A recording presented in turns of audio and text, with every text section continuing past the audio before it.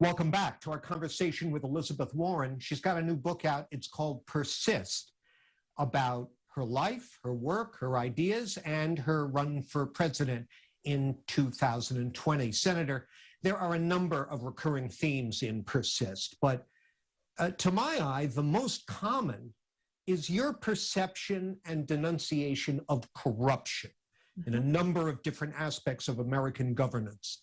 You write, for instance, at one point, quote, "Corruption stands in the way of every single policy that would help us build a more just America. Corruption is a cancer that's eating away at our democracy," end quote. Now, I don't disagree with that, but when I reflect on how Donald Trump was able to seize and nearly hold the White House talking about corruption in Washington, most recently claiming that there was corruption in the electoral process.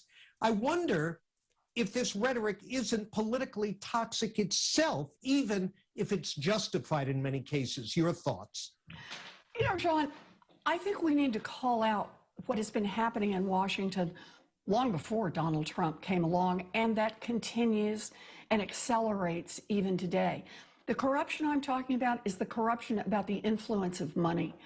How it is that the things that the rich and powerful want in Washington, the big tax cuts, the deregulation, they get a welcome in Washington. They get heard, changes get made. But the things that the rest of America need and want, things like universal child care, things like college without crushing our kids under a load of debt, things like canceling student loan debt, things like a wealth tax.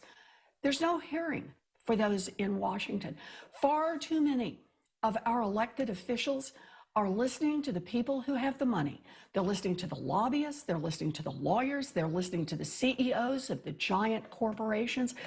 I tell the stories both from a personal point of view, what I've seen up close and personal, but also to look at the numbers, look at the data, see how money is drowning our democracy.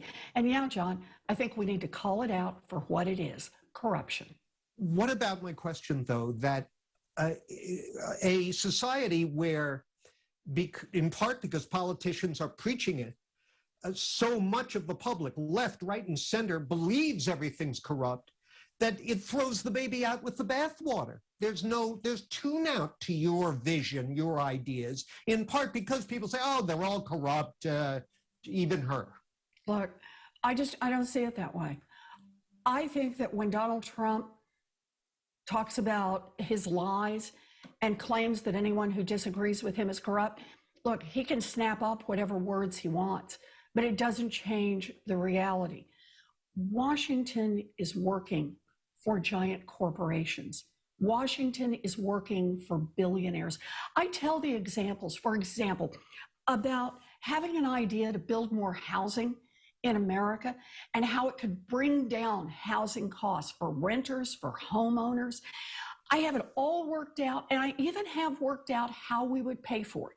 And the answer has to do with really a pretty modest tax on giant estates.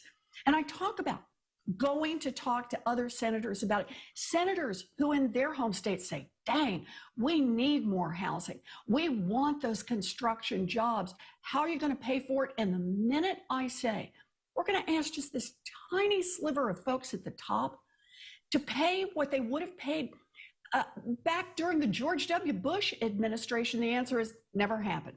Never happened, because it is more important to listen to a few thousand very, very, very rich families than it is to help tens of millions of Americans.